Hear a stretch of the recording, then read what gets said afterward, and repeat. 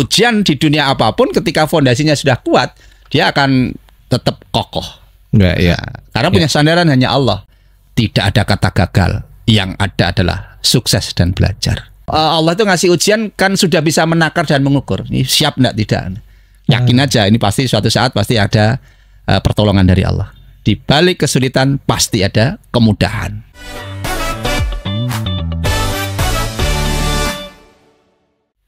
Orang akan bertanya juga ini Pak Gus, ketika kesuksesan itu diartikan menjadi bermanfaat ya, terus ke depan orang itu kan hidupnya terus mengalir ya Pak Gus.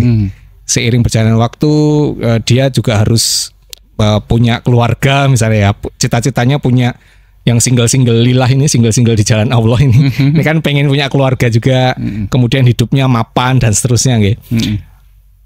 Terus bicara mengenai bisa nggak sih sebenarnya kesuksesan itu diraih melalui kita aktif di masjid gitu Pak Gus? Bisa, sangat bisa. Contohnya Rasulullah sebagai pemimpin terbaik di dunia, akhlaknya juga memang sebagai teladan, dan Rasulullah sudah memberikan contoh dari masjid. Sahabat-sahabat Rasulullah juga dari masjid. Bahkan mungkin kalau kita bisa menyimak tokoh-tokoh mungkin di dunia atau di Indonesia sendiri, orang-orang hebat itu juga dibesarkan dari masjid. Nah, masjid ini sebagai kalau tumbuhan itu ya, itu sebagai akarnya yang nggak kelihatan. Ketika ini punya fondasi yang kuat, spiritual yang kuat, sandarannya hanya kepada Allah, insya Allah nanti Allah juga yang menolongnya. Nah ini tapi butuh keyakinan ya ini, dan butuh apa ya, pengalaman hidup. Gak bisa, mungkin banyakkan orang kan masjid apa bisa sih membuat anak muda sukses. Masjid kan hanya berhubungan dengan spiritual. Nah ini maka saya mencoba fungsi masjid tidak hanya untuk ibadah, tapi fungsi sosial, fungsi ekonomi, fungsi pemberdayaan, sehingga anak muda seneng ke masjid. Jadi akar yang nggak kelihatan, fondasi, sehingga kena angin apapun, kena godaan apapun, kena ujian apapun, kalau akarnya kuat, insya Allah akan bisa menopang batang, pohon, ranting, daun. Waduh. Jadi ujian di dunia apapun ketika fondasinya sudah kuat, dia akan tetap kokoh. Ya. Karena punya sandaran hanya Allah yang maha menolong, yang maha memberi, yang maha semuanya. Karena sudah kuat itulah akhirnya dia siap menghadapi kehidupan di dunia ini. Oh, Masya Allah. Jadi pondasinya ya, rekan-rekan semua ya. Pertanyaannya pondasi kita hari ini apa nih? Kalau dilekatkan sama materinya hilang, pasti nanti dia akan lemah. Benar. Nah, kalau hanya pondasi mungkin materi mobil branded atau barang-barang apa, itu hilang, nanti akan kecewa. Tapi kalau landasannya Allah, ya semua sebetulnya milik Allah. Kita hanya dititipin saja. Nah, itulah yang dibangun supaya kita punya akidah yang kokoh. Ya. Nah, bicara pondasi, Pak Gus, ada sebagian orang yang privilege misalnya ya, sejak kecil misalnya, dia punya keluarga yang memang sudah soleh gitu Pak Gus, ngajak ke masjid gitu ya, dan seterusnya. Tapi ada beberapa rekan kita yang memang dari kecil sampai remaja bahkan ya, mungkin sampai hari ini tuh tidak dikenalkan gitu lingkungan masjid gitu Pak Gus. Atau bahkan jangankan ngomongin masjid ya, sholat aja masih bolong-bolong gitu ya. Mungkin nggak lagi bolong gitu, bener-bener blong gitu.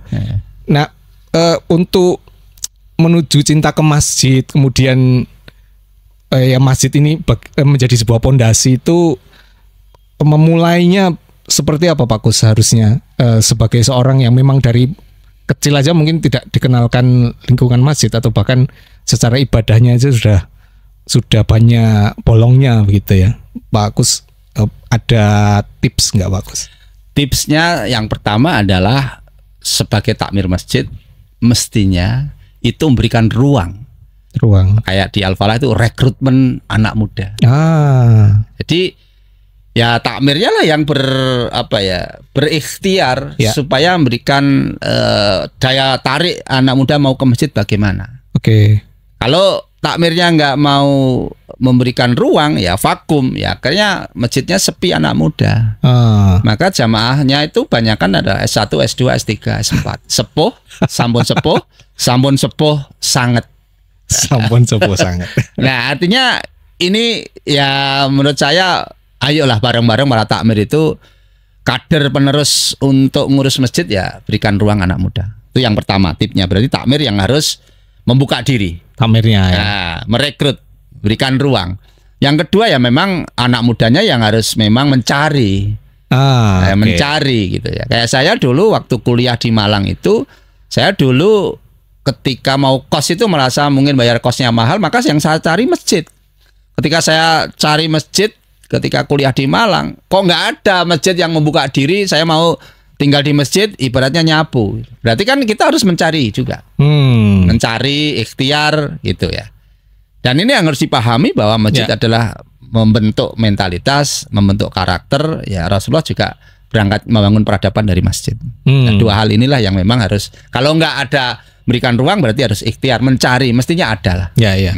Jadi antara sebagai takmir itu harus menyediakan wadahnya ya. Iya, wadahnya. Seperti kalau di Al-Falah kan setiap Ramadan tuh dibuka kesempatan gitu Pak, rekrutmen. Untuk rekrut tim-tim yang muda gitu. Relawan ya. Nah, kemudian selain takmir, kemudian diri kita sendiri itu harus mencari karena hidayah itu didapat dengan kita ikhtiar, aktif gitu Pak. Ya, harus ikhtiar menjemputnya. Betul. Dan kadang-kala memang setiap hari itu kita diberi kayak sinyal dari Allah ya untuk menemukan hidayah-hidayah itu. Betul.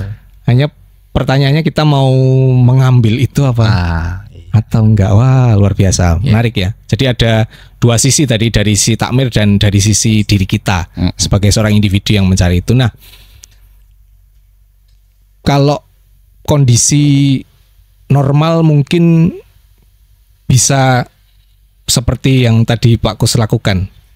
Beberapa tipsnya Pak Kus. Nah, ada beberapa kondisi orang kan hidup itu yan kudu walayan kus naik turun nih Pak Kus. Keimanannya nih. Kadangkala kita juga merasakan dekat sekali sama Allah gitu.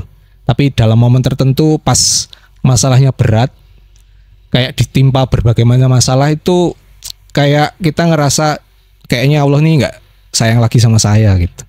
Pak Kus, ada momen nggak dalam diri Pak Kus yang pernah mengalami kondisi sangat berat dan Pak Kus merasa itu ada pertolongan Allah di kondisi itu gitu Pak Kus? Ya, pernah waktu ketika saya di Bogor bikin usaha roti Omega. Waktu itu partner bisnis dan saya juga terlalu berani ambil resiko pinjem mobil leasing utang, dan partner saya juga nggak mau tahu. Pokoknya yang penting bisnisnya berhasil. Ketika tekanan-tekanan itu bisnisnya ketika bangkrut, investor juga sudah nggak mau tahu, saya paniknya luar biasa. Tensi saya naik dan sempat saya pingsan. Ya Allah. Karena kayaknya kok berat banget gitu ya. Terus saya paham ini bagaimana langkah saya dengan wudhu gitu. Ternyata dengan wudhu pun juga belum membuat hati saya tenang. Terus dengan saya ke masjid dan saya itu ndelosor di di serambi masjid Al-Hikmah di Taman Kenari waktu itu. Nggak menyelesaikan juga. Nah, akhirnya waktu itu saya ikut belajar tentang motivasi kehidupan. Ada waktu itu dapat clue-nya adalah tidak ada kata gagal, yang ada adalah sukses dan belajar. Masya Allah. Jadi akhirnya ketika mendapatkan pencerahan itu, spirit itu, ya gagal wajar, proses. Ya pasti suatu saat asal kamu siap menghadapi semua tantangan ini, pasti suatu saat akan bisa sukses. Dan kombinasi pemikiran-pemikiran ini akhirnya saya gabung dengan saya spiritual. Saya pernah jadi muadzin kurang lebih setahun di masjid tersebut dengan jualan mie ayam. Dan lama-lama akhirnya hal itu bisa dari pemikiran tadi, motivasi dan spiritual ini digabungkan dan akhirnya diperjalankan sama Allah sampai saat ini. Masya Allah. Jadi dalam kondisi Pak Kus tadi down itu masih tetap jadi muadzin juga itu Pak Kus? Itu setelah. Setelahnya ya. Setelah akhirnya karena jualan mie ayam di depan rumah di Blok A5 nomor 25 Taman Kenari. Ya karena ini dekat masjid, ya saya akhirnya semangat nih biar ya ini nanti pertolongan Allah dekat. Akhirnya saya ngurusi masjid, terus sebagai pelopor merehab masjid juga gitu ya. Dan akhirnya masjidnya dijadikan tempat untuk Jumatan sampai saat ini, dibangun 2 lantai. Biasa. Artinya spiritual oke, ikhtiar tentang mindset ini juga harus dibangun yang akan menguatkan. Tapi yang terpenting menurut saya sih kekuatan spiritual yang bersandar hanya kepada Allah, minta pertolongan kepada Allah. Namun kan akan diuji juga. Ini Allah itu ngasih ujian kan sudah bisa menakar dan mengukur. Ini siap enggak tidak? Yakin aja ini pasti suatu saat pasti ada pertolongan dari Allah. Di balik kesulitan pasti ada kemudahan. Oh, Masya Allah.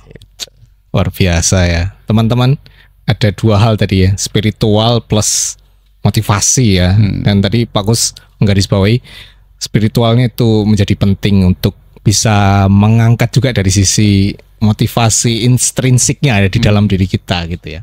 Saya sejak SD ya ditempa oleh bapak ibu ya, saya ngurus sawah. Saya memang sama orang tua dikasih harapan. Pokoknya kalau setiap sore menyiapkan rumput untuk makan lembu atau sapi, nanti saya dapat hadiah sepeda ontel. Wow. Dan akhirnya setiap sore saya ngasih rumput dulu sebelum saya bermain itu.